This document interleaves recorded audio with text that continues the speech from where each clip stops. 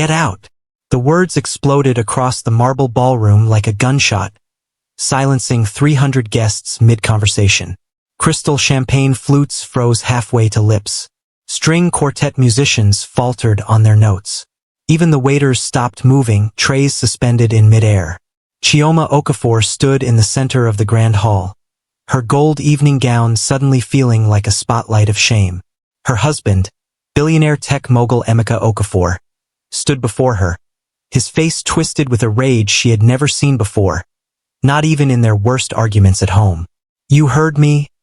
Emeka hissed, his voice dropping to a venomous whisper that somehow carried further than his shout. "Leave, now, before you embarrass me any further." Chioma's hands trembled as she clutched her evening purse. Around them, Nigeria's elite society watched with hungry eyes. CEOs, politicians, celebrities, all dressed in designer labels that cost more than most people earned in a year. The annual Pinnacle Awards Gala at the Eco Pearl Towers was the event of the season, and she was becoming its scandal. "Emeka, please," she whispered, her voice breaking. "Can we talk outside? Not here.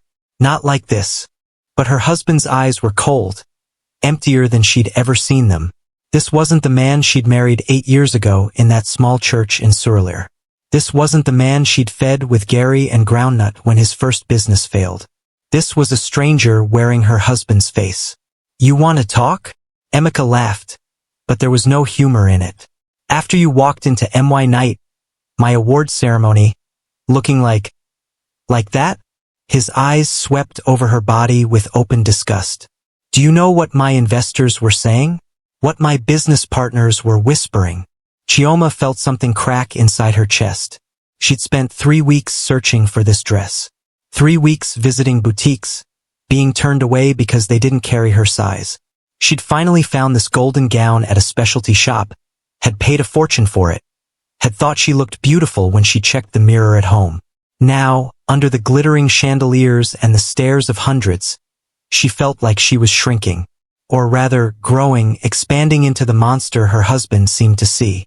They said the head of Okafor Industries can't even control his own wife's appetite. Emeka's voice was rising again, projecting to the crowd like he wanted them all to hear. "They asked if I feed you too well, or if you've simply given up on yourself." Gasps rippled through the crowd. Some people had the decency to look away. Most didn't. Chioma's mother-in-law, Mama Okafor, stood near the champagne fountain in her designer Iro and Buba, her face carved from stone but her eyes gleaming with satisfaction. She'd never hidden her disappointment in her son's choice of wife. Tonight, it seemed, she was getting the public rejection she'd always wanted. "Emeka, I'm your wife," Chioma managed, tears now streaming freely down her carefully made-up face, ruining the powder she'd applied with such hope just hours ago. "How can you speak to me this way? In front of all these people?" Her husband stepped closer, so close she could smell the expensive cologne he wore, the same scent she'd bought him for his birthday last year when things were still, if not good, at least survivable. He leaned in, his lips nearly touching her ear, and whispered words that would replay in her mind for years to come. "Because, my dear wife, looking at you disgusts me, and I want everyone here to know that whatever you are, you're not a reflection of me. Not anymore." The floor seemed to tilt beneath Chioma's feet. The room spun. Somewhere in the crowd, she heard a woman gasp. A man cleared his throat uncomfortably. Camera phones emerged from designer clutches and suit pockets, because of course they did. This would be tomorrow's gossip. The billionaire who publicly destroyed his wife. Chioma looked into her husband's eyes one last time, searching for any trace of the man she'd loved. The man who'd once held her hand in that tiny one-room apartment and promised her the world. The man who'd cried on her shoulder when his father died. The man who'd whispered that she was his everything, his good luck charm, his blessing from God. That man was gone. Maybe he'd been gone for years, and she'd been too busy trying to hold their marriage together to notice when he'd slipped away completely. "Okay," she said softly, her voice steady now with a calm that surprised even her. "I'll go." She turned, her gold dress swishing around her legs, and began the longest walk of her life, past the buffet tables laden with delicacies she suddenly couldn't stomach.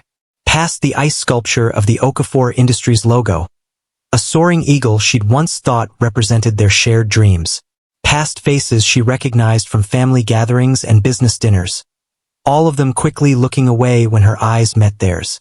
No one spoke. No one defended her. Not even Adiz, her supposed best friend, who stood near the bar with her hand over her mouth, her eyes wide but her feet rooted to the spot. Chioma's heels clicked against the marble floor, each step an echo of her crumbling world. She held her head high, even as her heart shattered into pieces sharp enough to cut. She wouldn't give them the satisfaction of seeing her collapse. Not here. Not now. She made it to the grand doors, pushed them open, and stepped into the cool Lagos night. Behind her, the party slowly resumed its rhythm. Conversations bubbling back to life, music starting again, the scandal already being packaged into anecdotes to share with those who weren't there. Outside, the valet station bustled with luxury cars. Chioma stood there, suddenly realizing she had no car. Emeka had driven them both here, and there was no way she was going back inside to ask him for the keys or money for a taxi. Her hands shook as she reached for her phone. She'd call someone. Anyone. Maybe her sister Ngozi in Benin. Maybe even her parents, though the shame of telling them what had just happened made her stomach turn. But before she could unlock her screen, a sleek black Mercedes pulled up beside her.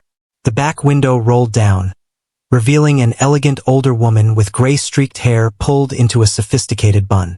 She wore a simple but clearly expensive navy dress and pearls that gleamed in the streetlight.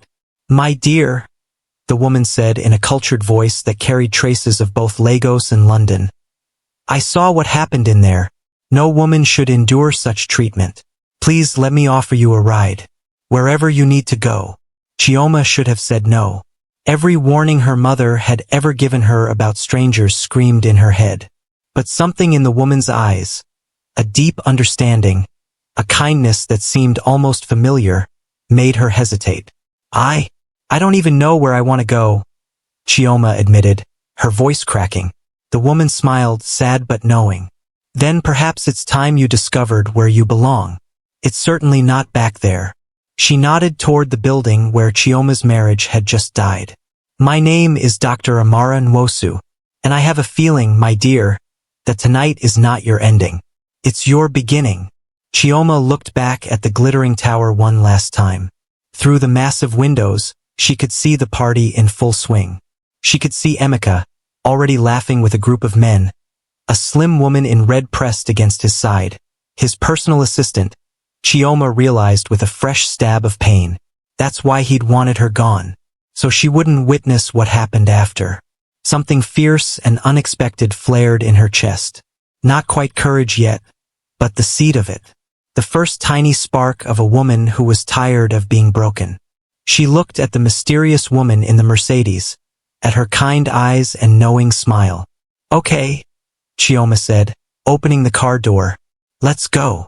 As the Mercedes pulled away from the Eco Pearl Towers, Chioma didn't look back.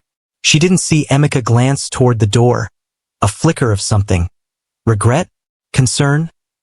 Crossing his face before his mother whispered something in his ear and his expression hardened again.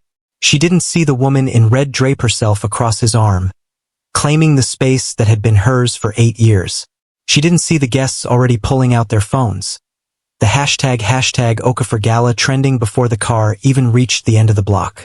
All Chioma saw was the road ahead, dark and uncertain and somehow, impossibly, full of a strange new hope she didn't yet understand. The Mercedes turned a corner and Chioma Okafor, the woman who had once been humiliated in front of Nigeria's elite, disappeared into the Lagos night. But she wouldn't be gone forever. And when she returned, nothing would ever be the same. What would you do if the person you loved most humiliated you in front of the world? Would you walk away? Or would you plan your comeback? Comment below and don't forget to subscribe, because what happens next will leave you speechless. Hit that notification bell so you don't miss happen next. The Mercedes glided through Lagos streets as Chioma sat in silence, her fingers twisted together in her lap, mascara-streaked tears drying on her cheeks. Dr. Amara Nwosu hadn't pressed her with questions, hadn't demanded explanations. She'd simply offered a bottle of water and a box of tissues, then directed her driver toward the quieter neighborhoods of Ikoyi. "You don't have to talk," the older woman said gently. "But sometimes, speaking the pain aloud helps us understand how we arrived at this moment." Chioma took a shuddering breath. And then, as the city lights blurred past the tinted windows, she began to talk. Not about tonight, that wound was too fresh, too raw. Instead, she traveled back 8 years, to a time when love felt real and promises seemed unbreakable. She'd met Emeka Okafor in the most unromantic place imaginable, the queue at a government office in Ikeja, both of them trying to process business registration documents. He'd been wearing a shirt with a frayed collar, carrying a worn briefcase that had seen better days. She'd been a junior accountant at a small firm, clutching her modest savings and a dream of starting her own small catering business. They'd waited for 4 hours in that stifling office, sharing complaints about the bureaucracy, laughing at the absurdity of it all. He'd bought her fan ice from the vendor outside. She'd shared her meat pie with him when his stomach growled loud enough for the entire room to hear. "I'm going to build something big one day," Emeka had told her, his eyes bright with ambition. "I have ideas for technology solutions that could transform how businesses operate in Nigeria. I just need time, and a bit of capital, and maybe a lot of faith." Chioma had looked at this man with his threadbare shirt and his brilliant smile and thought, "This one has something special." She'd given him her phone number. He called that same evening. Their courtship had been simple, beautiful in its modesty. Dates at Mr. Big's instead of fancy restaurants. Walks along Bar Beach instead of expensive cinemas. He'd take her to his tiny one-room apartment in Surulere, a space so small that the bed, table, and cooking corner all existed within arm's reach of each other. "I know it's not much," he'd said the first time she visited, embarrassment coloring his voice, but Chioma hadn't seen poverty. She'd seen potential. She'd seen a man who kept his small space meticulously clean, who had rows of business books borrowed from the library, who worked 3 jobs, driving Uber at night, freelancing as a website developer, and selling phone accessories at Computer Village during the day, all to fund his dream. "It's perfect," she'd told him, and she'd meant it. When his website development gig failed to pay him for 3 months, leaving him unable to afford food, Chioma had brought groceries every weekend. She'd cooked large pots of jollof rice, egusi soup, and beans that he could reheat throughout the week. She'd never made him feel small for accepting her help. "I'll pay you back," he'd promised, pride and gratitude warring in his expression. "When my company takes off, I'll give you the world." "I don't need the world," Chioma had replied, ladling soup into containers. "I just need you to keep believing in yourself." When Emeka fell seriously ill with typhoid, so broke he couldn't afford proper hospital care, Chioma had depleted her savings. She'd taken him to a private clinic, paid for his medication, and taken leave from her job to nurse him back to health in that tiny room. For 2 weeks, she'd bathed him, fed him, prayed over him, and refused to leave his side. "Why are you doing this?" he'd asked weakly from the narrow bed, his eyes glassy with fever. "You barely know me.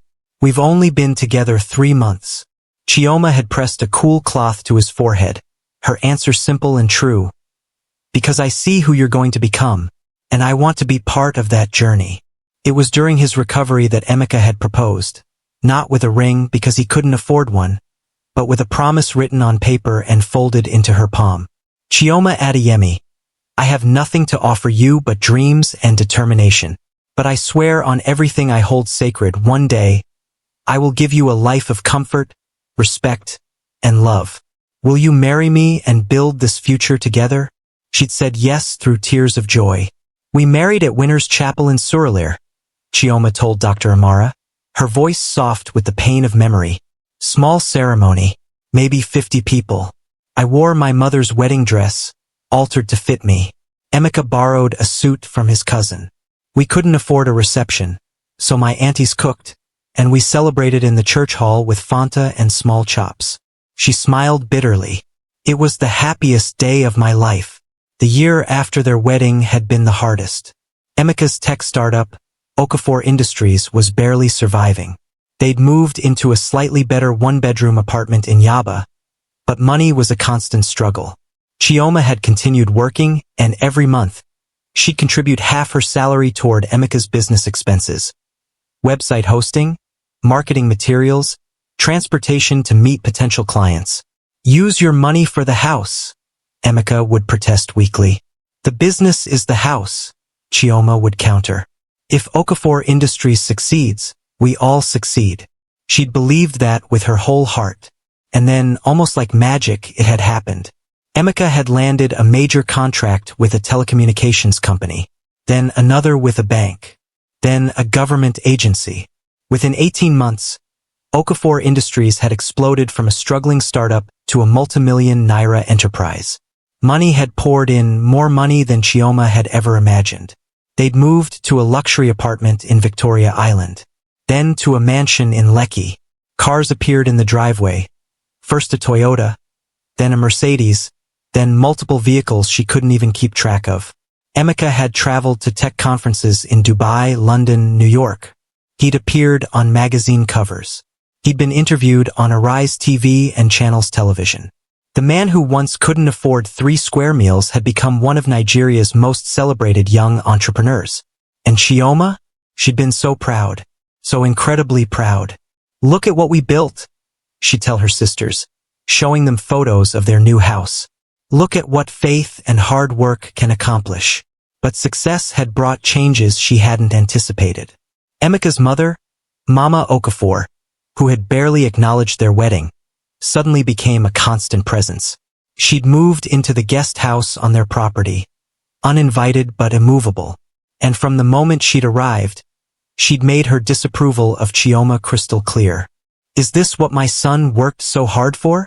Mama Okafor had said loudly one morning, standing in the doorway of their bedroom, her eyes raking over Chioma in her nightgown. To be embarrassed by a wife who has let herself go? Look at you.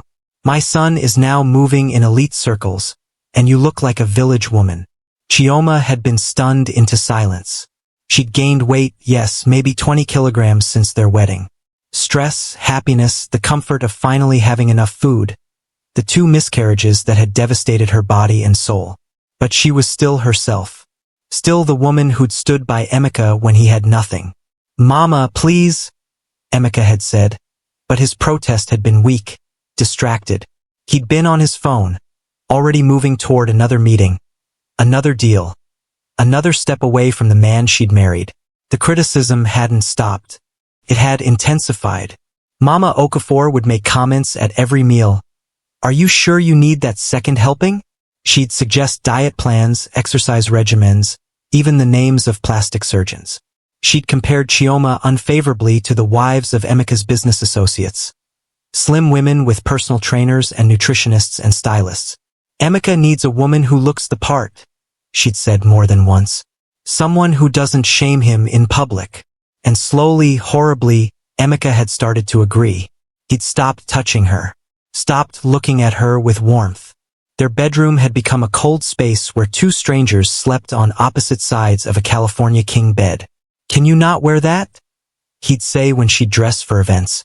It's too tight. People will talk. Or, maybe you should sit this one out. It's just a business dinner. You'd be bored anyway. Or, worst of all, I'm trying to build something here, Chioma. I need a partner who helps my image, not hurts it.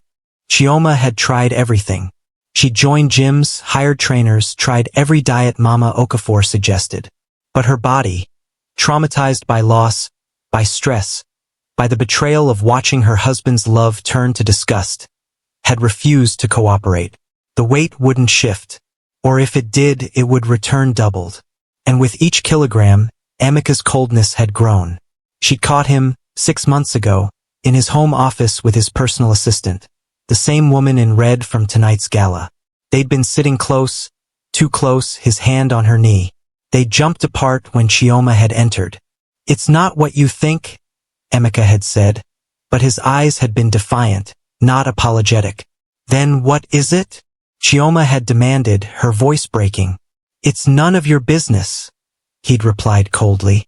You gave up the right to question me when you gave up on yourself. I heard him on the phone 2 weeks ago, Chioma told Dr. Amara, her voice hollow now. He was in the garden, thought I was asleep. He was talking to someone. I don't know who. Maybe one of his friends. Maybe her. She swallowed hard, the memory like broken glass in her throat. He said, I can't be seen with her anymore. She's become a liability. My mother is right. I married too quickly, married beneath my potential. I was young and stupid and grateful. And now I'm stuck with a wife who doesn't fit the life I've built. The car fell silent except for the hum of the engine. Dr. Amara reached over and squeezed Chioma's hand. He said he made a mistake, Chioma whispered. That I was his biggest mistake. The woman who'd saved him, who'd believed in him, who'd loved him when he was nobody. I was just a mistake he was stuck with. She looked at Dr. Amara with eyes that held years of accumulated pain. How does love die like that?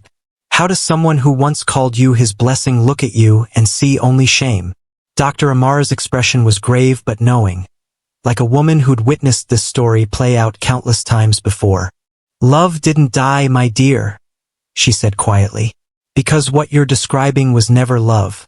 Not on his part. You loved him, but he loved what you could do for him. And when you'd given everything, when you'd served your purpose, you became inconvenient. Disposable. The words hit Chioma like a physical blow, but somewhere deep inside, she recognized their truth. The Mercedes pulled up to a luxury hotel in Ikoyi. Dr. Amara turned to face Chioma fully. Tonight was not your ending, she said firmly. It was your liberation. You've been freed from a man who saw you as an accessory, not a partner. From a family that never valued your sacrifice. From a life built on the quicksand of conditional love. But what do I do now? Chioma asked, feeling lost and small. I have nothing. No career, I gave up my job to support his. No money of my own, everything is in his name. No home except the one he's provided. I have nothing. Dr. Amara smiled, and something fierce and almost frightening gleamed in her eyes. You have everything, my dear. You have intelligence, resilience, the strength of a woman who carried a man on her back until he could fly. You have the most powerful asset of all, you have survived. And now, if you're willing, I'm going to show you how to thrive. She handed Chioma a business card. I run a private program for women like you. Women who've been broken by those they loved. Women who are ready to rebuild themselves from the ashes.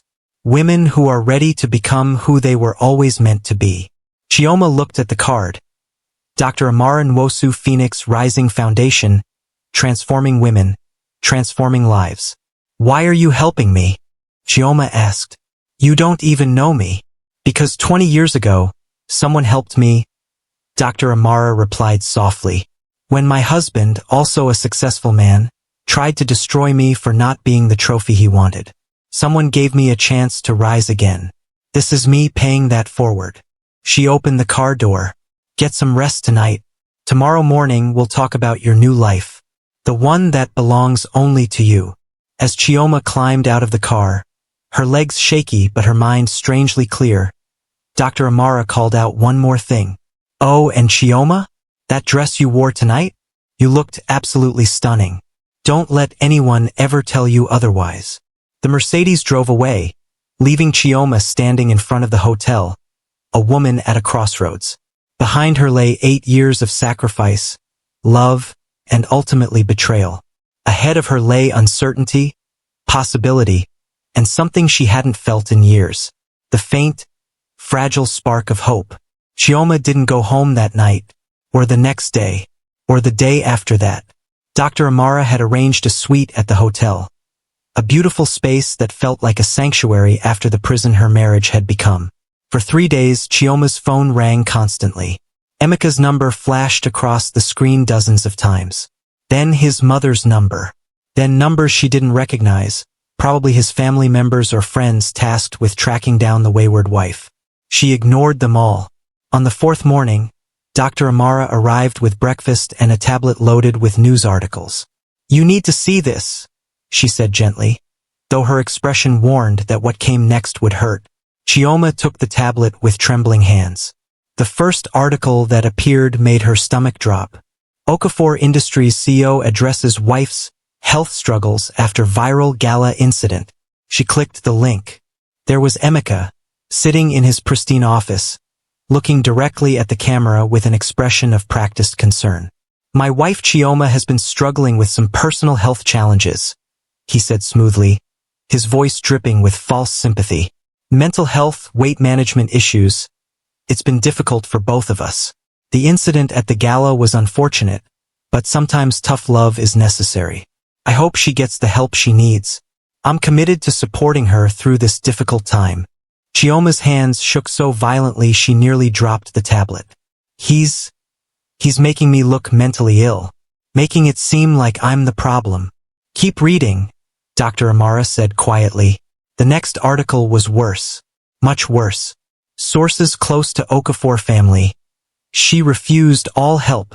Anonymous sources, clearly his mother and sisters, claimed that the family had tried everything to help Chioma, that they'd offered her gym memberships, therapy, nutritionists, that she'd refused all assistance and become increasingly unstable. One quote attributed to a family friend read, "She's become paranoid, accusing Emeka of infidelity without evidence. She's embarrassed him repeatedly at social functions. The man is a saint for staying as long as he has." "This is a lie," Chioma whispered, her voice hoarse. "All of it. I never refused help. I tried everything they suggested. And the affair." "I believe you," Dr. Amara said firmly. "But this is a classic strategy. Powerful men rewrite history to protect their image. They make the inconvenient woman look crazy, unstable, unreasonable. That way, when they dispose of her, the world sympathizes with them." Chioma scrolled further, her heart sinking with each article. The narrative was already set. She was the troubled, overweight wife. He was the patient, suffering husband. The public was eating it up. The comment sections filled with people praising Emeka's restraint and criticizing her for letting herself go. Only a few voices defended her, mostly women who'd seen through the manipulation. But they were drowned out by the chorus of victim blaming. "What do I do?" Chioma asked, looking up at Dr. Amara with desperate eyes. "How do I fight this?" "You don't," the older woman said, surprising her. "Not yet. Right now, responding would only feed the narrative. We need to let him think he's won. While he's celebrating his victory, we'll be building yours." Dr. Amara stood, her posture radiating quiet strength. "But first, you need to see something. Get dressed. We're going somewhere that will show you exactly what kind of man you married." 30 minutes later, they pulled up outside a luxury apartment complex in Banana Island, one of the most expensive neighborhoods in Lagos. Chioma's confusion must have shown on her face because Dr. Amara simply said, "Watch." They didn't have to wait long. At exactly 10 a.m., a familiar black Range Rover pulled into the parking garage. Emeka stepped out wearing casual clothes, jeans, and a polo shirt, looking relaxed and happy in a way he never looked at home. He walked to the elevator, punched in a code, and disappeared inside. "Apartment 4C, Dr. Amara said. "He's been renting it for the past year." "Come? There's someone who wants to talk to you." They took a different elevator to the 4th floor. Dr. Amara knocked on apartment 4B, and the door opened to reveal a young woman in her mid-20s, pretty and nervous, clutching a crying baby. "Mrs. Okafor," the woman said, her voice shaking. "My name is Blessing. I'm sorry to meet you like this, but I think you need to know the truth." Chioma's world tilted again. "Who are you?" "I was Emeka's girlfriend. For 2 years." Blessing shifted the baby to her other hip. "This is his son, Chidi. He's 7 months old." The floor seemed to disappear beneath Chioma's feet. Dr. Amara steadied her with a firm hand. "I didn't know he was married at first," Blessing continued, words tumbling out quickly. "He told me he was divorced, showed me fake papers and everything. By the time I found out the truth, I was already pregnant. He promised he'd leave you, promised we'd be a family. He set me up in this apartment, visits twice a week, but..." She looked down at her baby with tears in her eyes. But I saw the news, saw what he did to you at that gala, and I realized he's been lying to both of us. He'll never leave you because of the optics, but he'll never truly be with me either. He just wants to have everything while giving nothing real to anyone. Chioma stared at the baby. A beautiful child with Emeka's eyes and his dimpled chin. Undeniably his son. The son she'd never been able to give him after 2 devastating miscarriages. There's more, Blessing whispered. He has another woman. Franca, his personal assistant. They've been together for 4 years. Before me. She knows about me, I know about her. We're both just options he keeps available. The apartment next door, for C, suddenly made horrible sense. A love nest close enough to his other mistress that he could visit them both in one trip. Why are you telling me this? Chioma asked, her voice distant, disconnected from the screaming pain in her chest. Because what he did to you was evil, Blessing said fiercely. And because Dr. Amara found me, helped me see I deserved better than being a secret. I'm going back to school, getting my degree. I'm done being his hidden shame. And you should be done being his public one. Chioma looked at Dr. Amara. How did you know? I have resources, the older woman said simply. From apartment 4B, baby Chitty began to cry again. Blessing bounced him gently, her eyes on Chioma with a mixture of hope and solidarity. What do I have to do? Chioma asked.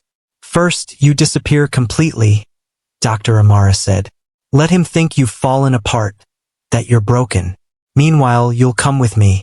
I have a facility in Ghana, a training center where we rebuild women from the ground up. Business skills, financial literacy, confidence, strategic thinking. You'll spend 6 months there, maybe a year. And then we come back. But not as the woman he discarded. You'll return as someone he doesn't recognize. Someone with resources, connections, and power. And when the opportunity presents itself, and it will, you'll be ready to take back everything he stole from you. Dr. Amara paused, her expression serious. But Chioma, I need you to understand something. This path isn't about revenge. It's about justice. It's about becoming so successful, so powerful, so completely transformed that his rejection becomes the best thing that ever happened to you. Can you do that? Chioma looked down at her hands. Hands that had cooked countless meals, held her husband through illness, built a man up from nothing. Hands that shook with rage and grief and something else now. Something that felt almost like determination. She thought about the woman she'd been 8 years ago. The accountant with her own dreams, her own business plans, her own sense of self-worth. She'd buried that woman to become Mrs. Emeka Okafor, dutiful wife and convenient scapegoat. Maybe it was time to dig her up. I can do it, Chioma said, her voice stronger now. I'll do whatever it takes. Good. Dr. Amara handed her a plane ticket. Our flight to Accra leaves tonight. Pack nothing from your old life. We'll start completely fresh. As they left the apartment building, Chioma took one last look at the luxury complex where her husband kept his secrets. Somewhere in those walls was proof of his betrayal. Somewhere in there was the truth he'd worked so hard to hide. Let him think he'd won. Let him believe she was broken, disappeared, irrelevant. He had no idea that the woman he'd destroyed was about to rise from the ashes as someone entirely new. Someone who would haunt his every waking moment. Someone who would make him realize, far too late, that the biggest mistake of his life wasn't marrying beneath him. It was underestimating the woman who'd made him everything he was. If someone betrayed you this completely, would you want revenge? Or would you focus on rebuilding yourself? What would you do in Chioma's situation? Subscribe now and turn on notifications because what happened will show you how a broken woman becomes unstoppable. Don't miss what happens when Chioma returns. Trust me, you won't believe the transformation. Hit that like button if you're Team Chioma. The plane touched down at Kotoka International Airport in Accra just as the sun was setting, painting the sky in shades of orange and purple. Chioma pressed her face against the window, watching the unfamiliar landscape below. She'd left Lagos with nothing but the clothes on her back and a heart full of raw determination. Everything else, her life, her identity, her very sense of self, had been left behind at that hotel in Ikoyi. Dr. Amara's driver met them at arrivals with a discreet sign, and soon they were heading out of the city, away from the bustle of Accra proper and toward the quieter outskirts of Aburi, in the eastern region. Where exactly are we going? Chioma asked as the cityscape gave way to lush greenery and winding roads. To a place where broken things become whole again, Dr. Amara replied cryptically. I call it the sanctuary. After nearly an hour of driving, they turned onto a private road that cut through dense tropical forest. And then, suddenly, it appeared. A stunning compound of modern buildings nestled into the hillside, with floor-to-ceiling windows that overlooked the forest canopy. Solar panels gleamed on the roofs. Gardens bursting with flowers and vegetables surrounded the structures. It looked less like a training facility and more like a luxury wellness retreat. Welcome home, Dr. Amara said as the car stopped in front of the main building. For the next year, this is where you'll transform. A year. Chioma's eyes widened. I thought you said 6 months, maybe a year. I said 6 months minimum. But transformation doesn't run on a schedule, my dear. It takes as long as it takes. Dr. Amara stepped out of the car. Come. Let me introduce you to your sisters. Inside, the main hall was breathtaking. High ceilings with exposed wooden beams, comfortable seating areas, bookshelves filled with volumes on business, psychology, and personal development. But what caught Chioma's attention were the women. There were about 20 of them, ranging in age from early 20s to late 50s, of various sizes, shades, and backgrounds. Some were reading. Others were engaged in quiet conversation. A few were working on laptops. All of them looked up when Dr. Amara entered, their faces brightening with recognition and respect. Ladies, Dr. Amara announced, her voice carrying warmth and authority. We have a new sister joining us. This is Chioma.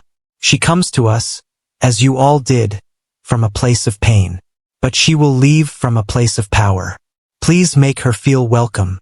The women approached one by one, introducing themselves. There was Adana, a former banker whose husband had emptied their joint accounts and fled with his secretary. There was Kemi, a lawyer who'd been gaslit by her partner for years until she'd nearly lost her sanity. There was Yutund, a chef whose family had mocked her business dreams and told her she was too fat to represent a restaurant brand. Each woman had a story of betrayal, dismissal, or destruction. Each had come to the sanctuary broken, and each, Chioma could see, was rebuilding herself into something formidable. You're not alone, Kemi said, squeezing Chioma's hand. None of us are. That's the point of this place. That night, lying in her simple but comfortable private room, Chioma cried for the last time over Emeka Okafor. She let herself mourn the marriage she'd thought she had, the man she'd thought she'd married, the future she'd thought they'd build together. She cried until her body was empty of tears, until the grief had run its course. And when she woke the next morning to the sound of birds and the smell of fresh coffee, something had shifted. The pain was still there. It would be for a long time, but it no longer consumed her entirely. It was time to begin again. The first month at the sanctuary was the hardest. Dr. Amara's program was rigorous and multifaceted. Nothing like the shallow empowerment seminars Chioma had seen advertised in Lagos. This was deep, transformative work that required confronting every painful truth she'd been avoiding. Before we build your new life, we must excavate the foundation of your old one, Dr. Amara had explained during their first one-on-one session. We need to understand not just what happened to you, but why you allowed it to continue for so long. The therapy sessions were brutal. Chioma had to confront the parts of herself that had accepted mistreatment as love, that had confused sacrifice with partnership, that had diminished herself to make a small man feel big. You gave him everything because you believed that's what love required, her therapist, Dr. Osei, said during one particularly difficult session. But real love never demands you erase yourself. Real love celebrates who you are, not who you're willing to become. Chioma worked through her relationship with food, with her body, with the shame that had been heaped upon her by Emeka and his family. She learned that her worth had nothing to do with her size, her appearance, or her ability to fit into someone else's narrow definition of acceptable. Your body carried you through betrayal, Dr. Osei told her. It held your pain when your mind couldn't process it. Instead of hating it, perhaps it's time to thank it for keeping you alive. Alongside therapy came practical training. Every morning began with a business skills workshop. Chioma, who'd abandoned her accounting career years ago, was shocked to discover how much the field had evolved and how much she'd forgotten. But she was also shocked by how quickly it all came back. The woman who'd once dreamed of starting her own firm hadn't disappeared. She'd just been buried under years of being told she was only valuable as a wife. "You have a gift for numbers," said Professor Mensah, their finance instructor. "And more than that, you understand the story behind the numbers. That's rare." Chioma devoured every lesson on financial management, investment strategies, business development, and corporate law. She learned about equity structures and shareholder agreements. She studied cases where businesses had been dissolved in divorce proceedings, paying special attention to how courts determined ownership stakes. "I'm not just learning for myself," she confided to Adana one evening as they studied together. "I'm learning how to take back what's mine." "Good," Adana replied, not looking up from her own textbook. "Use your rage productively. Channel it into competence." The afternoons were dedicated to physical wellness, not weight loss but genuine health. Yoga, meditation, strength training, dance classes. Chioma discovered that she actually enjoyed moving her body when it wasn't attached to shame or the desperate need to please someone else. For the first time in years, she felt strong, capable, alive in her own skin. Evenings were for what Dr. Amara called strategic development, learning how to network, negotiate, present ideas, command a room. They practiced public speaking, analyzed successful businesswomen's strategies, and studied the psychology of power dynamics. "Power isn't just about money," Dr. Amara lectured during one session. "It's about presence, confidence, the ability to walk into any room and know beyond doubt that you belong there, that you have value there, that they need you more than you need them." Chioma watched Dr. Amara demonstrate. The way she held herself, the cadence of her speech, the strategic pauses that commanded attention. She practiced in front of mirrors, in front of her sister residents, until the woman who'd once shrunk herself to fit in a corner began to take up space unapologetically. 3 months in, Dr. Amara called Chioma into her private office. "You're progressing faster than I expected," she said, pouring them both tea. "Your mind is sharp, your instincts are good, and your hunger to succeed is palpable. It's time to tell you more about what comes next." She pulled out a file and opened it to reveal documents about Okafor Industries, financial reports, shareholder structures, business projections. "While you've been here, my team has been investigating your husband's company thoroughly. What we've found is interesting." Dr. Amara's eyes gleamed. "Okafor Industries is not as stable as it appears. Emeka has been making risky investments, overextending credit, and, most importantly, engaging in some questionable accounting practices to hide cash flow problems." Chioma leaned forward, her accounting background immediately recognizing the red flags in the documents. "He's leveraged everything to maintain his lifestyle," Dr. Amara continued. "The cars, the houses, the secret apartments, the mistresses. It's all eating into the business capital. He's one major contract loss away from serious trouble." "Why are you showing me this?" "Because in 6 months, one of his biggest clients, Meridian Bank, will be coming up for contract renewal. Their board has been unhappy with Okafor Industries' recent service quality. They're actively looking for alternatives." Dr. Amara smiled. "What if we provided them with one?" Chioma's heart began to race. "What do you mean?" "I mean, my dear, that it's time to start building your empire. You have business acumen. You understand the tech industry from supporting Emeka all those years. And now you have training, confidence, and connections."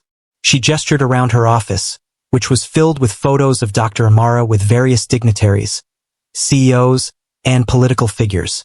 The Phoenix Rising Foundation isn't just a healing center. It's also a network of powerful women who help each other rise. We have resources, capital, influence, and we're very interested in investing in a new tech consulting firm founded by a brilliant woman who knows the Nigerian market intimately. Chioma could barely breathe. You want me to start a competing company? I want you to start your company. The one you dreamed of before you set your dreams aside for a man who didn't deserve them. And yes, if that company happens to offer superior services to Emika's clients, services backed by actual integrity and quality rather than flashy marketing, then that's just good business. Dr. Amara pulled out another document. I've taken the liberty of having my lawyers draft some papers. Nothing is signed yet, this is entirely your choice. But if you agree, Phoenix Rising Foundation will provide initial seed capital for a new firm. You'll retain majority ownership, but will be minority partners with some advisory capacity. The papers read, Adeyemi Consulting Solutions Limited. Her maiden name, her company, her future. Why Adeyemi? Chioma asked, her voice thick with emotion. Because Chioma Okafor was a woman who diminished herself for love. Chioma Adeyemi is the woman who builds her own empire. It's time to reclaim who you were before you became someone's wife. Chioma stared at the documents, her hands trembling. Everything she'd lost, her career, her dreams, her sense of self, could be reclaimed. Not the same as before, but better, stronger, built on her own foundation rather than someone else's approval. There's one more thing, Dr. Amara said, her tone shifting to something more serious. Starting this company means engaging in direct competition with your husband. It means potentially being the reason his business struggles. It means he will eventually discover that you're not just alive, but thriving. Are you prepared for that confrontation? Chioma thought about the gala, about the mistresses, about the baby that should have been hers but belonged to a woman half her age. About 8 years of slowly shrinking herself into nothing while Emika expanded into everything. I'm not just prepared, she said firmly. I'm counting on it. The next 6 months were a whirlwind of activity. By day, Chioma continued her training at the sanctuary. By night, she worked with Dr. Amara's team of lawyers, accountants, and business consultants to build Adeyemi Consulting Solutions from the ground up. They crafted a business plan that was everything Okafor Industries wasn't: ethical, transparent, focused on genuine client relationships rather than flashy presentations. They identified key gaps in the market that Emika had ignored. They built a website and marketing materials that spoke to companies tired of superficial solutions. Your unique selling point is authenticity, their marketing consultant explained. While Okafor Industries sells image, you'll sell substance. Chioma recruited her first team members from an unexpected source, former Okafor Industries employees who'd left due to Emika's increasingly toxic management style. They came with insider knowledge of client complaints, failed projects, and opportunities Emika had fumbled. He's become impossible to work for, one former senior developer told her during a confidential interview. Everything is about his ego now. Client needs come second to making him look good. Half the team is looking for exit opportunities. By month 9, Adeyemi Consulting Solutions had its first office, a modest but professional space in Accra, staffed by a small but brilliant team. They began reaching out to potential clients, offering pilot programs and introductory consultations. By month 10, they'd landed their first contract, a mid-sized company in Ghana that had been considering Okafor Industries but found Chioma's proposal more compelling. Your presentation was different, the CEO told her. It felt personal, like you actually cared about solving our problems rather than just taking our money. That's because I do, Chioma had replied simply. By month 11, Meridian Bank requested a pitch meeting. The same bank that was reconsidering its contract with Okafor Industries. The same bank that represented 30% of Emika's annual revenue. They want to meet you in Lagos, Dr. Amara said, unable to hide her excitement. In 2 weeks. Are you ready to go home? Home. The word felt strange. Lagos wasn't home anymore. The sanctuary had become home. This new version of herself had become home. But Lagos was where the next chapter would unfold. I'm ready, Chioma said, and she meant it. The night before her flight back to Nigeria, the women of the sanctuary threw Chioma a celebration. They gathered in the main hall with food, music, and stories, each woman sharing how far she'd come since arriving broken and afraid. When I got here, I couldn't even look at myself in the mirror, Yatun said. Now I'm opening my third restaurant. And you know what? I'm the face of my brand. All of me, and my restaurants are fully booked every weekend. I couldn't speak in public without shaking, Kemi added. Now I'm teaching law at the university and consulting for 3 different firms. The man who told me I was too stupid to understand legal concepts? His law practice just went bankrupt. Meanwhile, I'm thriving. One by one, the women shared their victories, not over the men who'd hurt them, but over the limitations those men had tried to impose. When it was Chioma's turn to speak, she stood before her sisters with tears in her eyes. A year ago, I was a woman who believed her worth was determined by whether a man could love her. I was a woman who had sacrificed everything for someone else's dream and had nothing left for herself. I was a woman who, on the worst night of her life, wanted to disappear forever. She looked around the room at these fierce, brilliant, resurrected women. But then Dr. Amara appeared, and you all appeared, and you showed me that I wasn't broken. I was breaking free. You showed me that the end of one story is just the beginning of another. That the woman who could build a man from nothing could build anything. Her voice grew stronger. Tomorrow I go back to Lagos. Not as Emeka Okafor's humiliated wife, but as Chioma Adeyemi, CEO of Adeyemi Consulting Solutions. I go back not seeking revenge, but carrying success. I go back not to destroy him, but to show him that destroying me was the greatest strategic error of his life. The women erupted in applause and ululation, the sound filling the hall with feminine power and solidarity. Dr. Amara stood and raised her glass. To Chioma, and to every woman who has ever been told she was too much, or not enough, or wrong, or broken. May we all rise from the ashes more glorious than anyone thought possible. To rising, the women chorused. That night, Chioma packed her single suitcase, filled not with the designer clothes of Mrs. Okafor, but with the professional attire of CEO Adeyemi.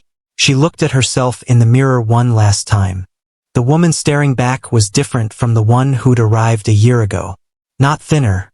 Dr. Amara had been true to her word that this wasn't about weight, but stronger, confident, carrying herself with a presence that commanded respect rather than begging for approval. Her skin glowed with health and self-care.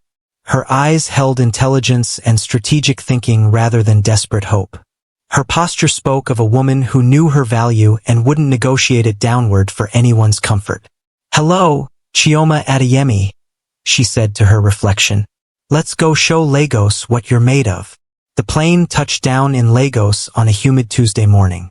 Chioma's team was already in the city, staying at a hotel and preparing for the Meridian Bank presentation scheduled for Friday. Dr. Amara had come with her. She wouldn't miss this for anything. As they drove through familiar streets, Chioma felt a strange sense of déjà vu and displacement. This was her city, but she was no longer the same person who'd left it. "Nervous?" Dr. Amara asked. "Terrified," Chioma admitted. "But also excited. Ready. Good." Fear and excitement are chemically almost identical. The difference is just perspective. Dr. Amara smiled. "Remember, you're not here to prove anything to Emeka. You're here to build something for yourself. Whatever happens with him is just a side effect of your success." They checked into a boutique hotel in Ikoyi. Not the same one from that awful night, but close enough to feel symbolic. Chioma spent the next 3 days in intense preparation with her team, refining their pitch, anticipating questions, building contingency plans. On Thursday evening, her phone rang with a number she didn't recognize. She almost didn't answer, but something made her pick up. "Hello, Chioma?" The voice was uncertain, shocked. "Is this really you?" It was Adiz, her former best friend who'd stood silent at the gala. "How did you get this number?" Chioma asked coolly. I saw something. A business profile for Adeyemi Consulting Solutions. The CEO photo. "Chioma, is that really you? Are you back in Lagos? Are you starting a company?" Chioma smiled, though Adiz couldn't see it. "Yes, I'm back. And yes, I've started a company. I can't believe it. Everyone thought you'd..." We thought you'd fallen apart. Emeka said you'd had a breakdown, that you'd disappeared, that you couldn't handle the pressure. But you've been building a whole company? I've been building a whole life, Adiz. One that doesn't require anyone's permission or approval. There was a long pause. Then, quietly, can we meet? I need to tell you something. About Emeka. About what's been happening since you left. Chioma considered. Part of her wanted to refuse, to cut all ties with her old life. But curiosity won. Tomorrow morning, 9 a.m., the cafe at Landmark Beach. And Adiz? Come alone. Adiz arrived 10 minutes early, looking nervous and guilty in equal measure. Chioma, arriving precisely on time, almost enjoyed watching her former friend's jaw drop. You look incredible, Adiz breathed. Not just different, powerful. What happened to you? I stopped waiting for someone else to give me permission to exist, Chioma said simply, sitting down. Now, what did you want to tell me? Adiz leaned forward, lowering her voice. Emeka is in serious trouble. Okafor Industries is hemorrhaging money. 3 major clients have left in the past 6 months. Apparently his service quality has tanked. His team keeps quitting. There are rumors of financial irregularities. And, she hesitated. And the board is pressuring him. They've started asking questions about company expenses. Someone leaked information about the apartment in Banana Island, about the mistresses. The shareholders are furious. They think he's been using company funds for personal expenses. Chioma kept her face neutral, but inside, her heart was racing. Why are you telling me this? Because you deserve to know. And because... Adiz looked down at her hands. Because I was a terrible friend. I stood there and watched him humiliate you, and I said nothing. I chose his friendship over yours. It chose comfort over courage. And I've regretted it every single day since. There was genuine remorse in her voice. Chioma found she didn't have the energy to hate her former friend. Too much had changed. She'd changed too much. I forgive you, Chioma said, surprising herself. Not because you deserve it, but because I'm not carrying that weight anymore. I have more important things to do than hold grudges. Adiz looked up with teary eyes. Thank you. And Chioma? Whatever you're planning with this company of yours, I hope you destroy him. He deserves everything that's coming. After Adiz left, Chioma sat alone at the cafe, watching the ocean and thinking about fate, justice, and the strange circularity of life. Emeka had built his empire on her foundation, then tried to erase her from the story. Now his empire was crumbling while hers was rising. She hadn't engineered his downfall. She'd simply stopped propping him up. Sometimes the best revenge was just stepping aside and letting a man face the natural consequences of his own actions. Her phone buzzed with a message from her team leader. Meridian Bank just confirmed. Meeting is tomorrow at 2 p.m. at their headquarters. But there's something you should know. They've invited Okafor Industries to present as well. It's going to be a direct competition pitch. Both companies, same room, back to back. Chioma's pulse quickened. Tomorrow, in less than 24 hours, she would face Emeka Okafor for the first time since she'd walked out of that gala. But this time, she wouldn't be walking out in tears. This time, she'd be walking in as his equal, no, as his superior. This time, she'd be the one holding all the cards. She typed back a single word. Perfect. The Meridian Bank headquarters stood like a glass and steel monument in the heart of Victoria Island, its 30 stories gleaming in the Friday afternoon sun. Chioma sat in the back of a hired car, her team's presentation materials carefully organized in her briefcase, her heart beating a steady, measured rhythm that was equal parts anticipation and steel-edged determination. Are you ready for this? Dr. Amara asked from beside her. She'd insisted on attending as Chioma's advisor, though they both knew she was really there as moral support. I've been ready for this for a year, Chioma replied, checking her reflection one last time in her compact mirror. She'd chosen her outfit with strategic precision. A tailored navy blue pantsuit that spoke of professionalism and power, paired with a vibrant Ankara blazer in shades of gold and burgundy that honored her heritage while making a bold statement. Her hair was styled in elegant braids wrapped into a crown. Her makeup was minimal but polished. Her jewelry, a simple gold necklace and matching earrings, was understated elegance. She looked like exactly what she was, a CEO who meant business. The car pulled up to the building's entrance at exactly 1:45 p.m., 15 minutes early, as planned. Never desperate enough to arrive too early, never disrespectful enough to arrive late. Chioma had learned timing was its own form of power. As they stepped out of the car, Chioma's team leader, Kunal, approached with a tablet. "Boss, I just got the schedule. Okafor Industries is presenting first, at 2 p.m. We go at 3 p.m. The board wants to hear both pitches, then deliberate before making a decision." "Perfect," Chioma said calmly, though her stomach flipped. "That means we'll have the advantage of going last. We can address any gaps or weaknesses in their presentation." They entered the gleaming lobby, signed in at reception, and were directed to the 28th floor. The elevator ride felt both endless and far too short. Chioma used the time to center herself, remembering Dr. Amara's teachings. Breathe. Ground. Remember who you are and what you're worth.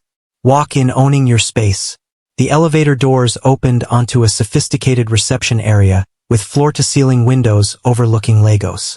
A smartly dressed young woman approached them. "Adeyemi Consulting Solutions?" she asked with a professional smile. "Yes," Chioma confirmed. "Wonderful. You can wait in conference room B. The board is currently in conference room A with the other presenting company. Can I offer you water, coffee, tea?" "Water for everyone, please," Chioma said. "Thank you." Conference room B was smaller but still impressive, with a long table and comfortable chairs. Through the glass walls, Chioma could see into the corridor. And that's when she saw them. Emika's team was assembled in the corridor outside conference room A, clearly about to go in for their presentation. 6 people total, all wearing Okafor Industries branded folders. And at the center, holding court like he owned not just the building but the entire city, was Emika. He looked exactly as she remembered, tall, handsome, expensively dressed in a custom charcoal suit. His signature confidence radiated from every pore as he laughed at something one of his team members said. He was in his element, completely assured of his victory. He had no idea she was 15 meters away, watching him through glass. "That's him," Dr. Amara asked quietly. "That's him," Chioma confirmed, surprised by how little she felt. No crashing heartbreak. No desperate longing. Just a distant, almost clinical observation of a man who'd once meant everything and now meant nothing at all. Emika's team was called into conference room A. Through the glass walls separating the 2 conference rooms, Chioma could see them entering, could see the Meridian Bank board members, 7 executives in business attire, seated along one side of a massive table. "Should we not watch?" Kunal asked uncertainly. "Feels like spying."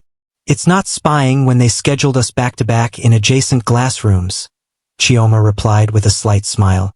"If they'd wanted privacy, they'd have used the rooms without windows. This is strategic. They want us to see each other.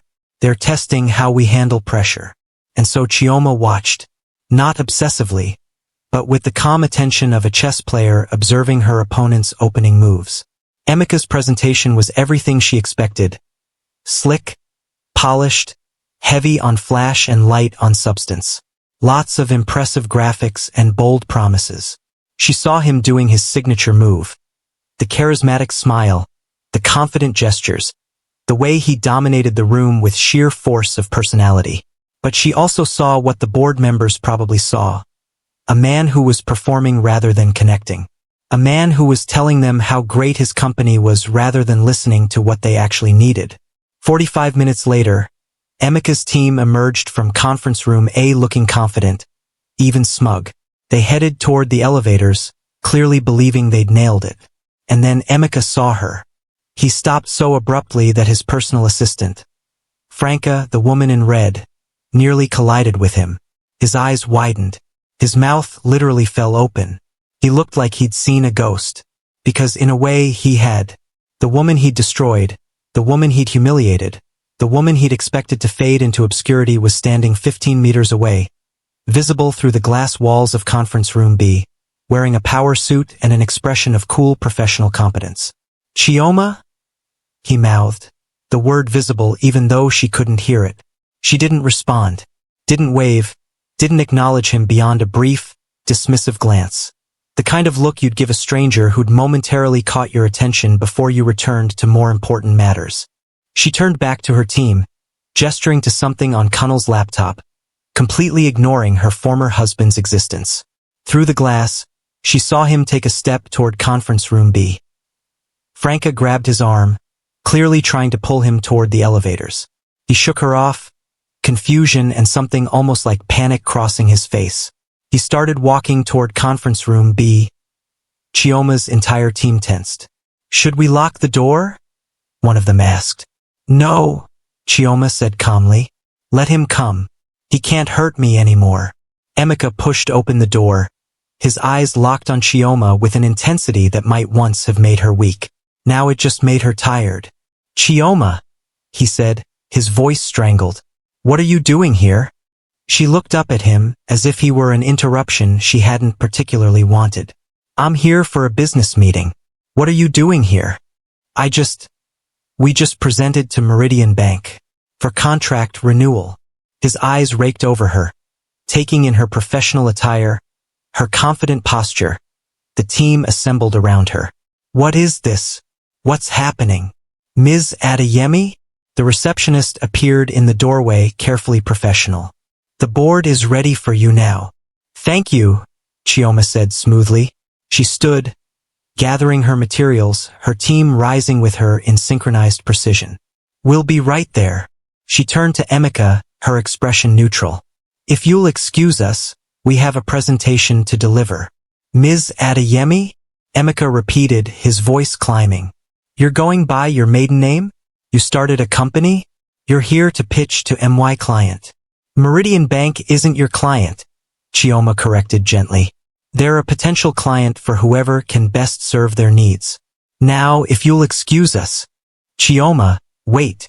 He grabbed her arm, a gesture that once would have sparked hope in her heart. Now it just sparked irritation. "We need to talk.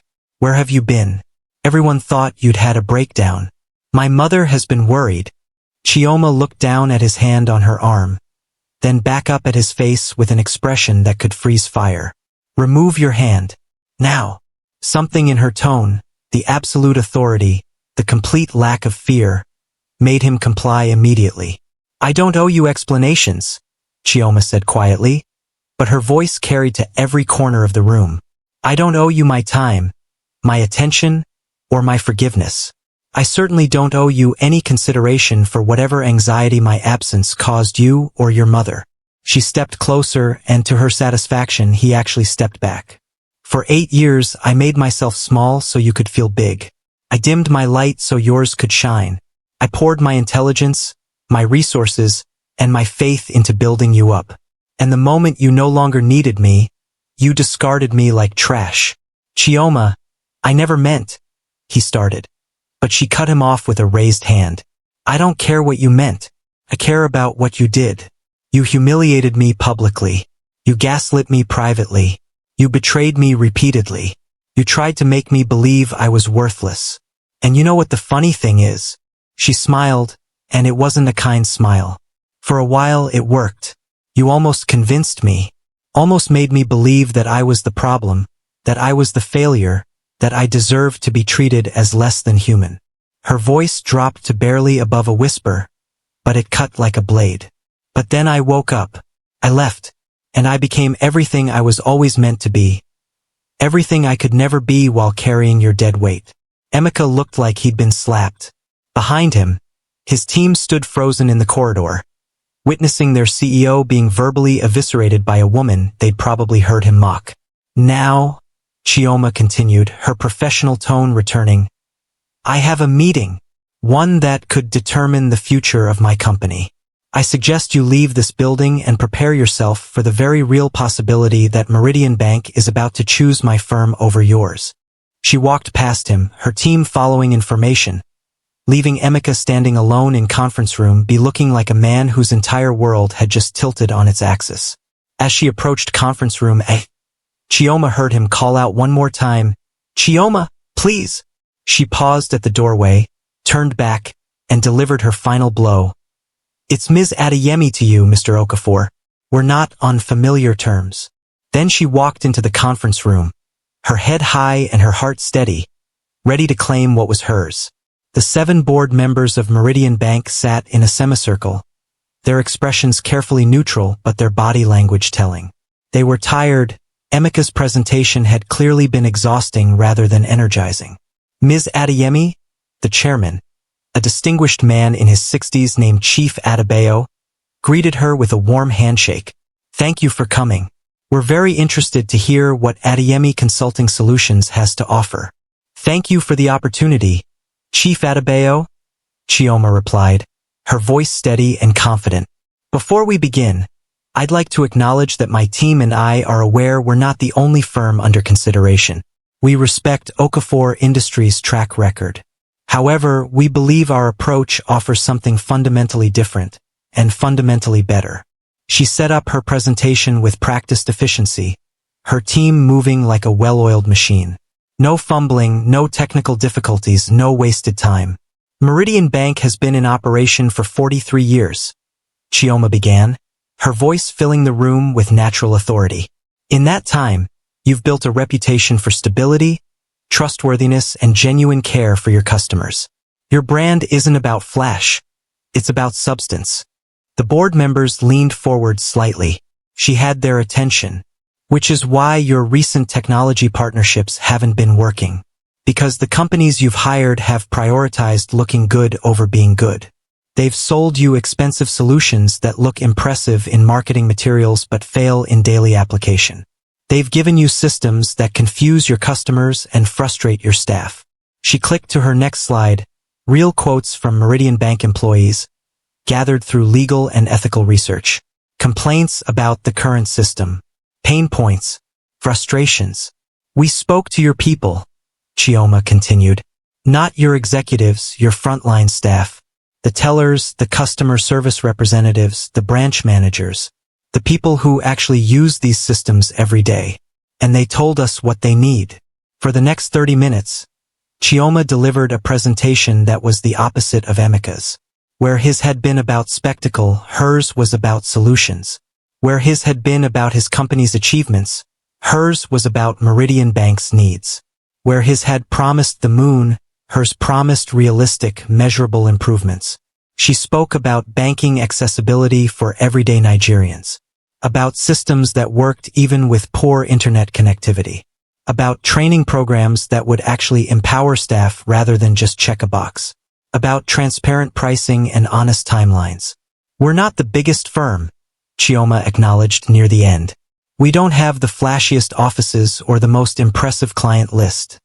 Yet, what we have is commitment, integrity, and a genuine belief that technology should serve people, not impress them." She closed her laptop and looked directly at each board member in turn. "Okafor Industries will promise you the world. We're promising you what we can actually deliver. Excellent service, honest communication, and solutions built for your specific needs, not copied from a template." She paused, then delivered her final statement. "I'm not asking you to take a risk on us. I'm asking you to make the smart choice. The one your instincts are probably already telling you to make." Silence filled the room. Then Chief Adebayo began to clap. Slowly, the other board members joined in. Genuine applause, not polite obligation. "Ms. Adeyemi," Chief Adebayo said, his eyes twinkling. "That was remarkable, truly remarkable. You've given us much to consider. We'll be making our decision early next week, and our office will contact both firms at that time."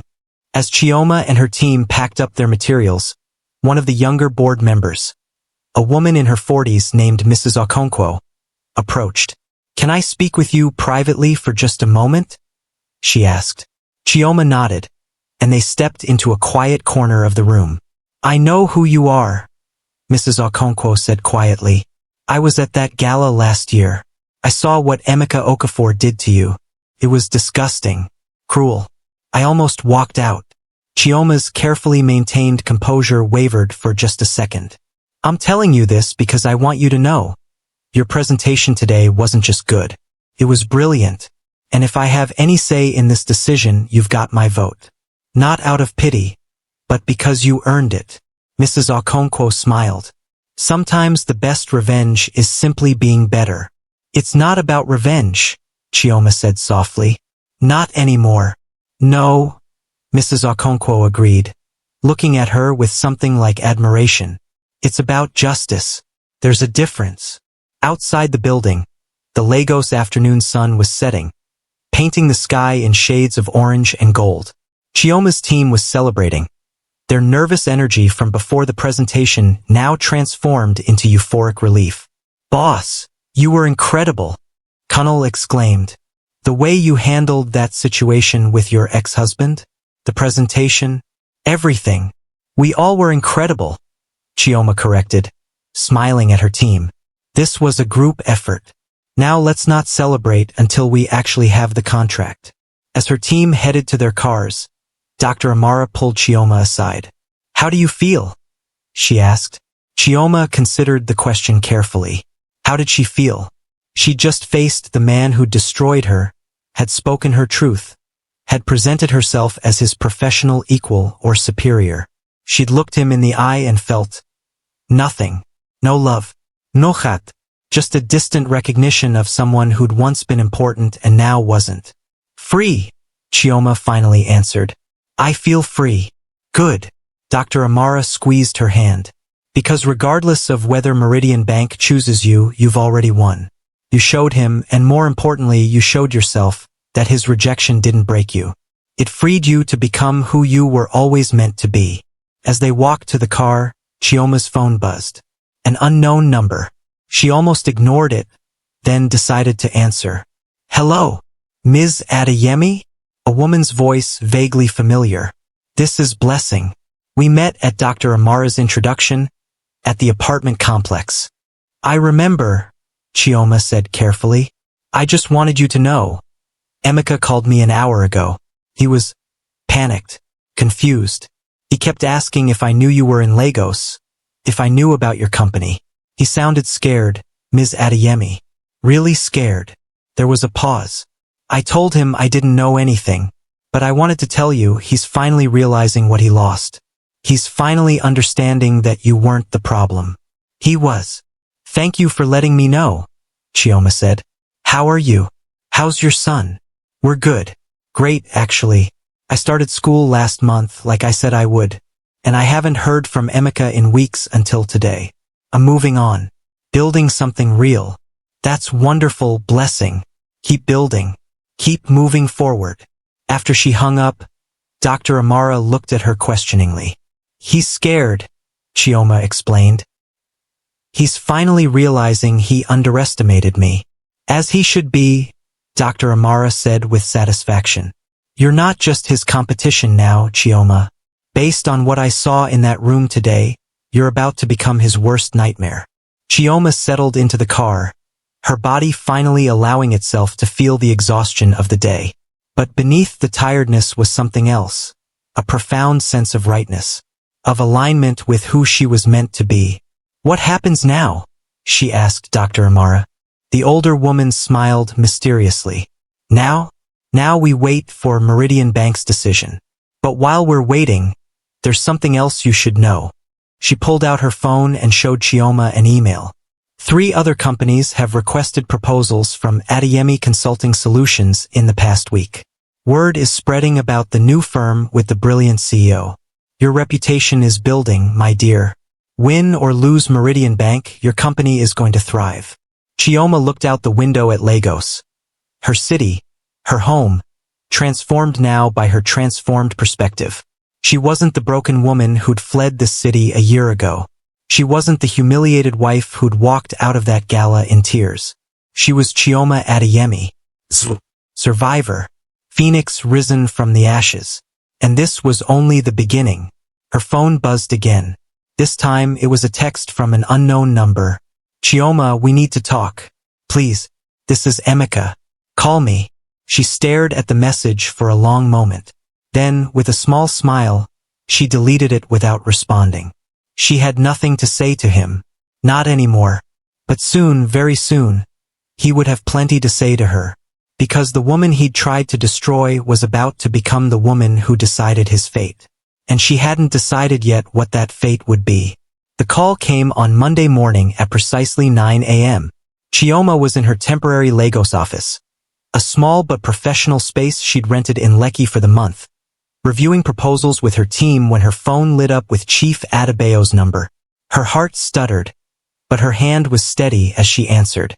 "Good morning, Chief Adebayo." "Ms. Adeyemi." His warm voice filled the line. "I hope I'm not catching you at a bad time." "Not at all. I've been expecting your call." "Then I won't keep you in suspense. The board met this morning, and our decision was unanimous." He paused, and in that pause, Chioma felt the weight of every sacrifice, every tear, every moment of doubt from the past year.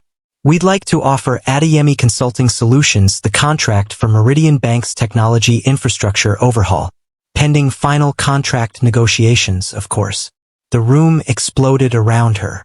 Her team had been listening on speaker, and now they were jumping, hugging, some even crying with joy. But Chioma sat perfectly still, letting the moment wash over her with quiet grace.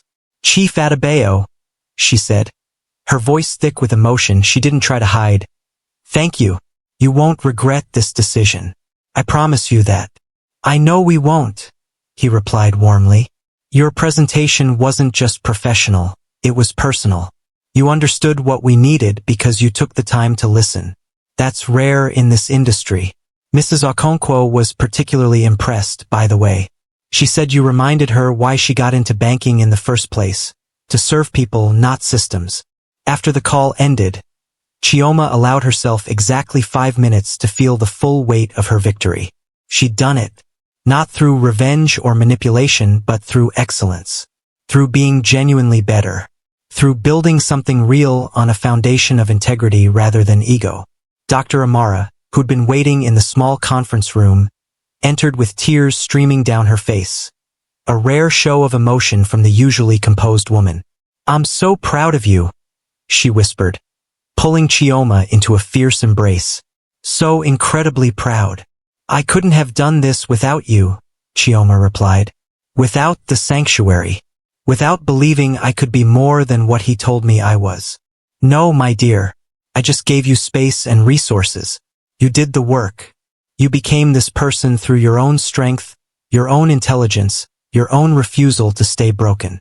Dr. Amara pulled back, her hands on Chioma's shoulders. "Now comes the hard part." "What's that?" "Deciding what kind of woman you want to be from here forward. Because in about," she checked her watch, 10 minutes, Emeka is going to find out he lost the Meridian contract. And he's going to know exactly why." Dr. Amara was right, as usual. Chioma's phone began ringing at 9:17 a.m. Emeka's number. She declined the call.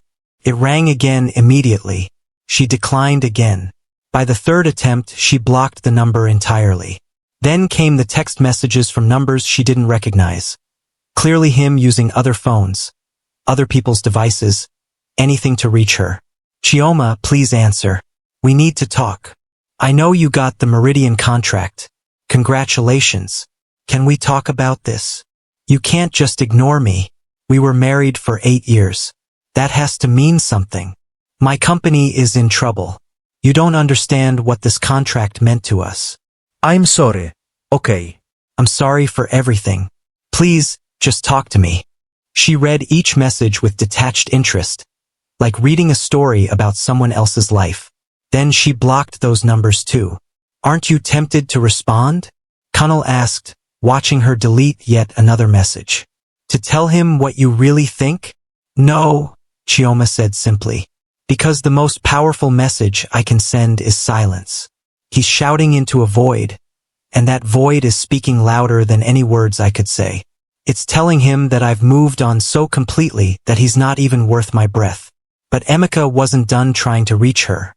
On Tuesday, a massive bouquet of roses arrived at her office. The card read, "I was a fool. Please give me a chance to explain.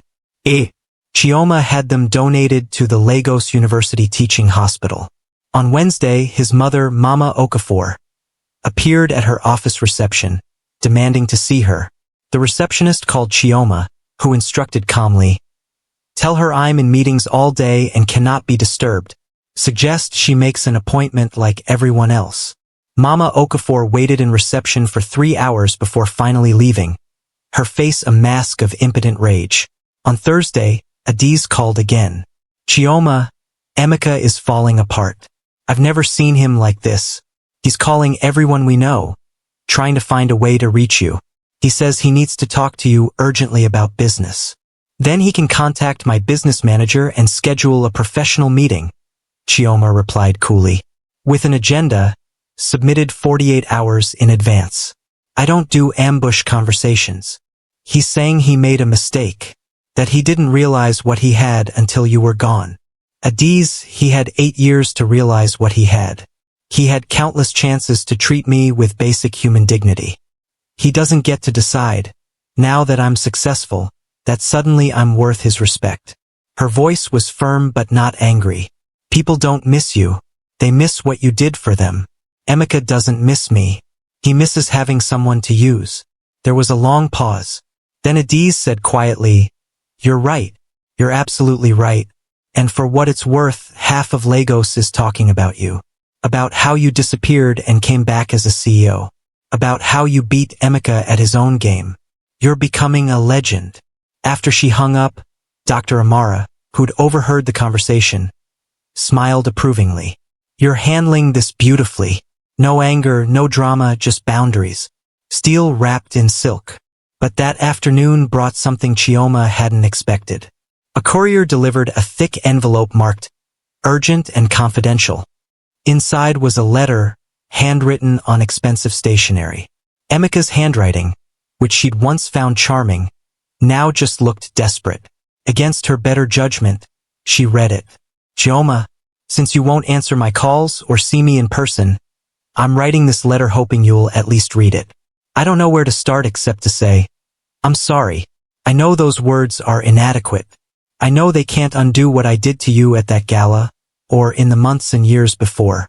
I know I humiliated you, betrayed you, and tried to make you believe you were the problem when the problem was always me. I was cruel. I was selfish. I was blind to your value because I'd started measuring worth by the wrong standards: money, status, appearance, instead of character, loyalty, love. You were there when I had nothing. You fed me when I was hungry, nursed me when I was sick, believed in me when I didn't believe in myself. You gave me your savings to start Okafor Industries. You worked beside me, advised me, supported me. Everything I built on the foundation you provided. And how did I repay you? By making you feel small. By letting my mother poison our marriage. By seeking validation from women who meant nothing while destroying the woman who meant everything. By telling myself that your appearance was the problem when the real problem was that I'd become the kind of man who could judge the woman he loved by such shallow standards. I was wrong. About everything. Seeing you last Friday at Meridian Bank. Chioma, you were magnificent. Powerful, confident, brilliant.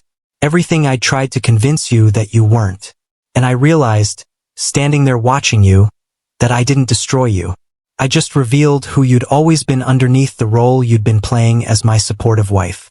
Okafor Industries is in serious trouble. Losing the Meridian contract might be the final blow. My board is threatening to vote me out. Investors are pulling funding. Clients are leaving. Everything is collapsing. But that's not why I'm writing. Or rather, it's not the only reason. I'm writing because I need you to know, losing my company would hurt. But knowing I lost you, not to death or distance, but to my own stupidity and cruelty, that's what's killing me. That's what keeps me up at night.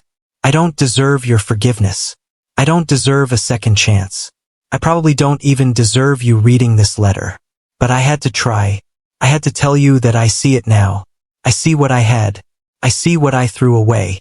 I see the gift I was given and how completely I squandered it. I love you, Chioma. I probably never stopped. I just forgot how to show it. I forgot how to value what mattered. If you're willing to talk, Not about business, not about saving my company, but about us. I'm begging you for that chance. If not, I understand. I'll spend the rest of my life regretting what I did to the best thing that ever happened to me. Yours, if you'll still have me, Emika. Chioma set the letter down on her desk and stared at it for a long moment. Dr. Amara watched her carefully. What are you thinking? The older woman asked. I'm thinking, Chioma said slowly, that this is a beautiful letter, well written, emotionally compelling. It hits all the right notes. Remorse, recognition, humility. But it's also convenient. Came after he lost the contract. After his company started failing. After I became successful. She looked up at Dr. Amara. If I was still the woman he humiliated at that gala, overweight, broken, disappeared, would he have written this letter? Or would he still be with his mistresses, living his best life, not giving me a second thought? Dr. Amara smiled sadly. You already know the answer to that. He doesn't love me. He loves the idea of having me back now that I'm valuable again. Now that I'm an asset instead of an embarrassment. Chioma folded the letter carefully. That's not love. That's strategy. So what will you do? Chioma was quiet for a long moment, thinking about the man she'd married, the man he'd become, and the question of what he deserved. I'm going to see him, she finally said. One meeting, face to face. Not because he deserves it, but because I need him to understand something. I need him to hear the truth from my lips, not just through business losses and unanswered calls. And what truth is that? Chioma smiled, and it was the smile of a woman who'd found peace in the ruins of her past. That some things, once broken, can never be fixed. And that's okay. Because sometimes being broken is how we learn to rebuild ourselves into something better than we ever were before. The meeting was scheduled for Saturday afternoon at a neutral location. A quiet cafe in Ikoyi that Chioma chose specifically because it held no memories of their marriage. Dr. Amara had offered to come as support, but Chioma had declined. This is something I need to do alone, she'd said. To close this chapter completely. She arrived 15 minutes early and chose a table by the window with a clear view of the entrance. She ordered ginger tea and waited, her hands steady, her heart calm.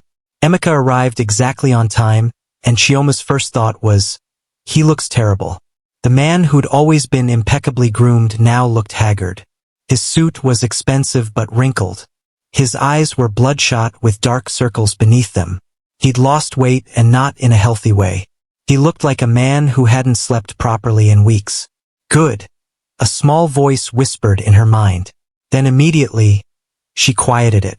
She wasn't here for petty satisfaction. She was here for closure. Chioma, he breathed, sliding into the seat across from her like she might disappear if he moved too quickly. Thank you for agreeing to meet. I wasn't sure you would.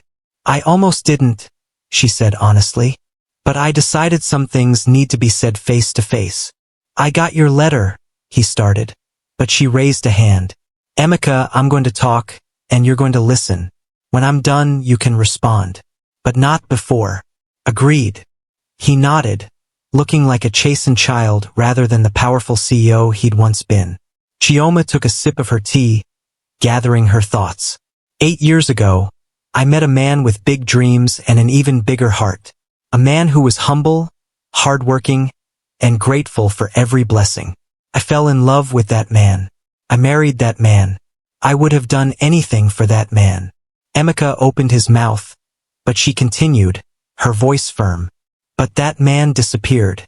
Slowly at first, then all at once. Success changed you, Emika. Or maybe it didn't change you. Maybe it just revealed who you'd always been underneath the mask of humility that poverty forced you to wear. That's not fair, he started. But she cut him off with a look. You made me feel worthless. Not just once at that gala, but every single day for years. Every comment about my weight. Every time you excluded me from your life. Every mistress you kept. Every lie you told. Every moment you chose your ego over our marriage. Her voice didn't shake. There were no tears. Just truth, delivered with the precision of a surgeon's blade. You didn't just betray me physically with other women. You betrayed me emotionally, mentally, spiritually. You took the woman who'd built you up and systematically broke her down. You made me question my worth, my sanity, my very right to exist in the space I occupied. Emika's eyes were filling with tears, but Chioma felt nothing but a distant pity.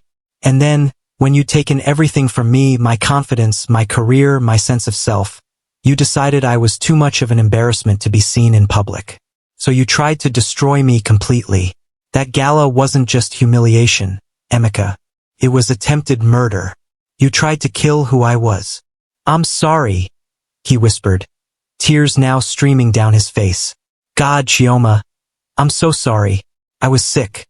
I was twisted. I was everything you're saying. But I've changed. Losing you has changed me. Please, give me a chance to prove it. Chioma set down her teacup and looked at him. Really looked at him. Perhaps for the first time in years without the filter of hope or obligation. Here's what I want you to understand, Emika. You're not sorry you hurt me. You're sorry you're facing consequences. You're not sorry I felt worthless. You're sorry I'm now worth more than you. You're not sorry you pushed me away. You're sorry I went so far you can't reach me anymore. She leaned forward. If I had stayed broken, if I had disappeared into depression and poverty like you probably hoped, you wouldn't have written that letter. You wouldn't be sitting here begging. You'd be living your life with Franca or Blessing or whoever else you've been stringing along. Not thinking about me at all. That's not true, he protested, but his eyes betrayed him. They both knew it was absolutely true. The only reason you want me back is because I became successful without you. Because I not only survived, I thrived. And that threatens the narrative you've been telling yourself. That I was the problem, that I was the weak one, that I needed you more than you needed me. She sat back, her expression softening slightly. Not with forgiveness, but with the kind of compassion you might feel for a stranger who'd made terrible choices. But here's the thing, Emika. I don't hate you anymore.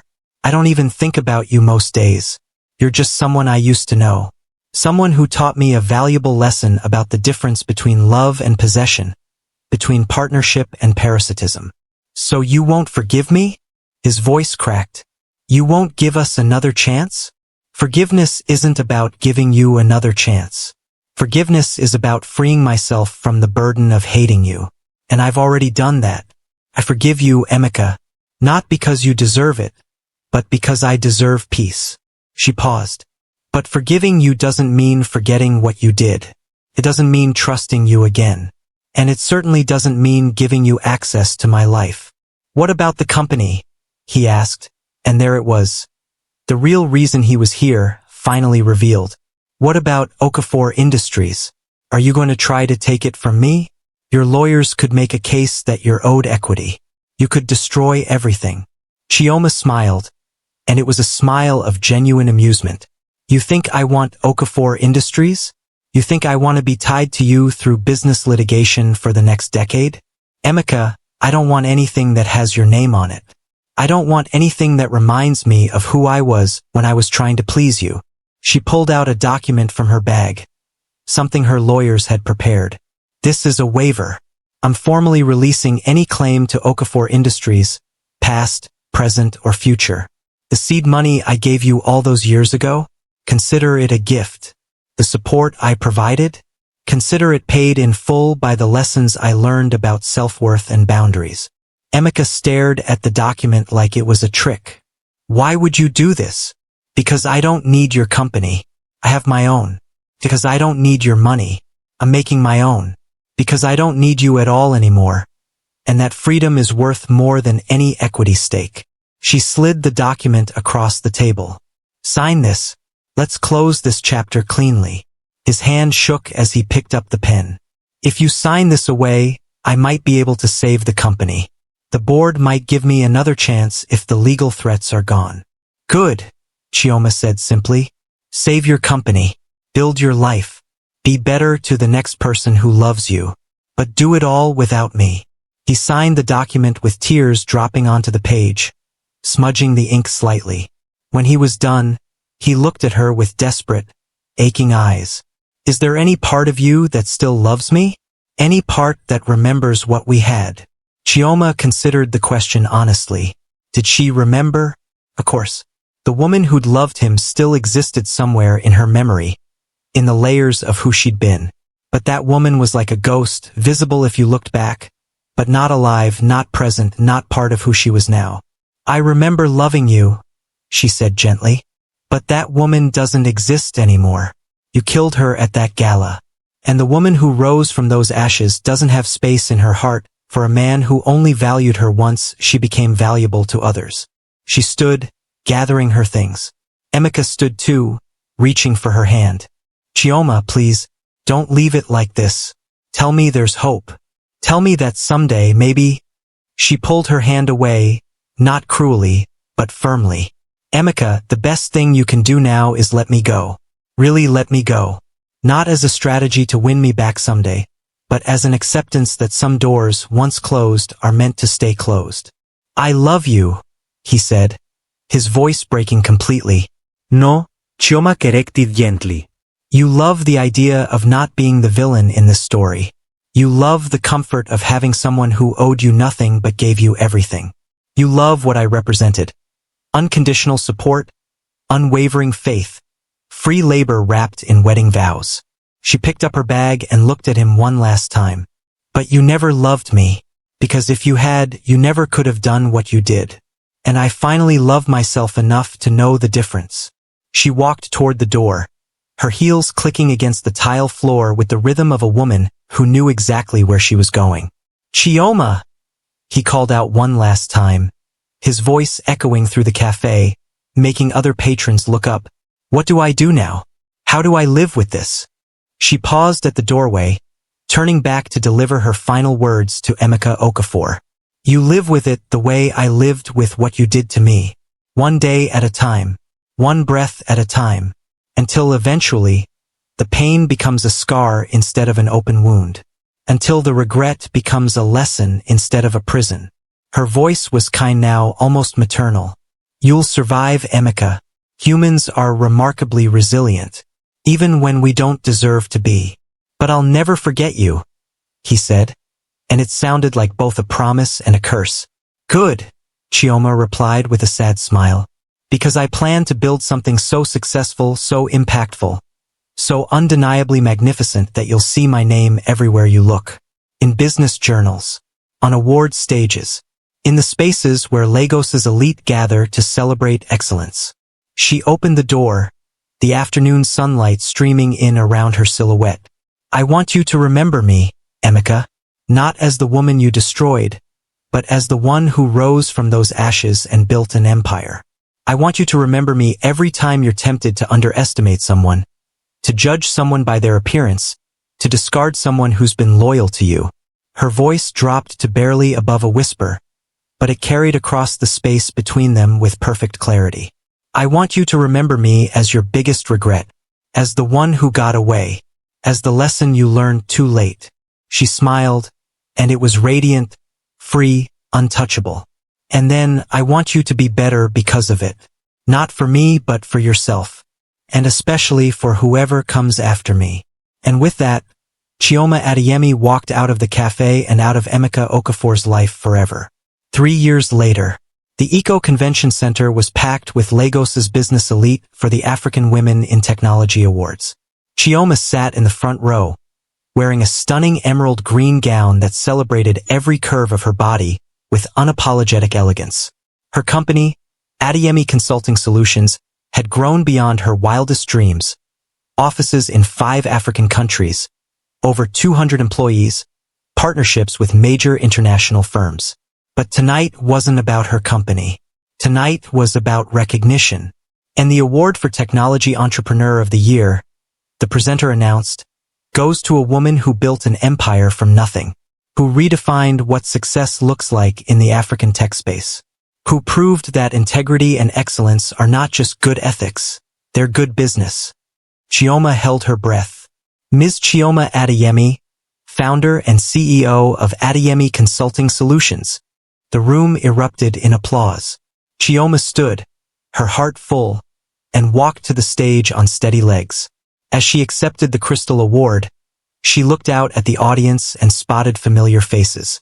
Dr. Amara, in the third row, dabbing at her eyes with a handkerchief. Her team from the sanctuary, scattered throughout the audience, all beaming with pride. Adana, Kemi, Yatund, her sisters who'd all gone on to build their own successes. Blessing, now a recent university graduate, holding her son and smiling widely. And in the very back row, barely visible, sat Emeka. He looked older, more worn.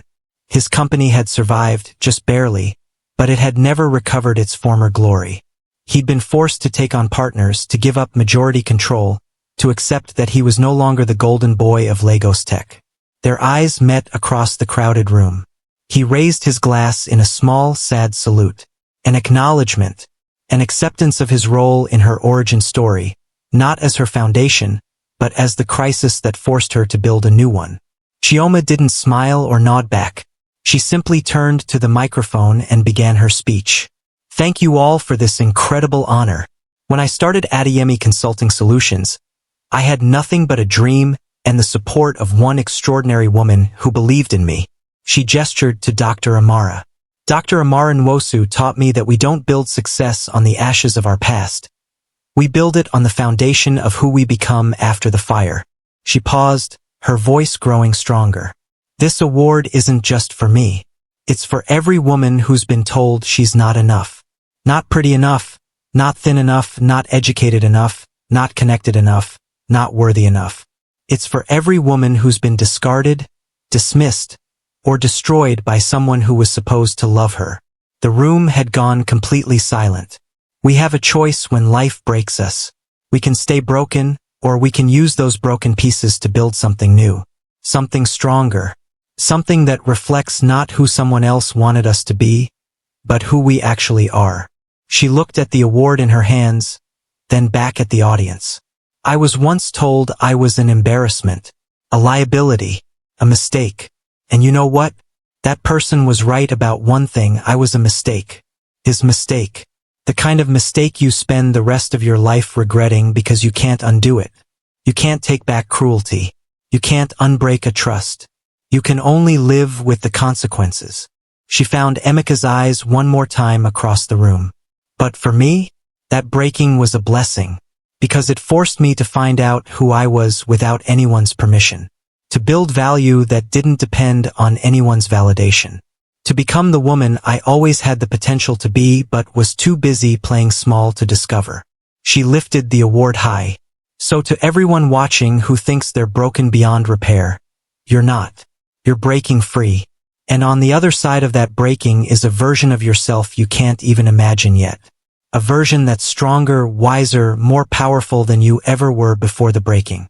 The room exploded in applause that seemed to shake the very walls. Women were standing, crying, cheering.